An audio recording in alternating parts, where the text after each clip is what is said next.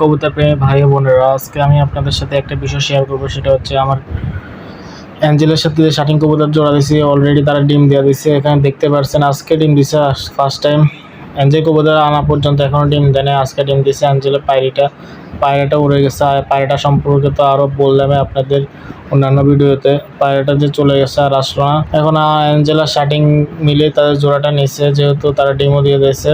Shirting আর অ্যাঞ্জেলের যে জোড়াটা কেমন যে বাচ্চা হবে আপনারা অবশ্যই বক্সে জানাবেন। আমি অবশ্যই জানি যে এদের ক্রস আসবে, যদি ক্রসটা আসে শাটিংয়ের ক্রসটা আসলেই ভালো হয়। অ্যাঞ্জেলের ক্রস না আসে, ওদের কালারগুলো পুরো ডিফারেন্ট আসবে। আমি মনে করি শাটিংয়ের মতো যদি অ্যাঞ্জেলের বাচ্চাটা মানে যে ডিমটা দিচ্ছে ওই ডিম থেকে বাচ্চাটা ফুটে শাটিংয়ের মতো, তাহলে ভালো হবে। যদি অ্যাঞ্জেলের মতো যদি ফুটে বাচ্চারা হয় তাহলে সমস্যা হবে, কারণ তাহলে দেখতে ভালো লাগবে না। যদি শাটিং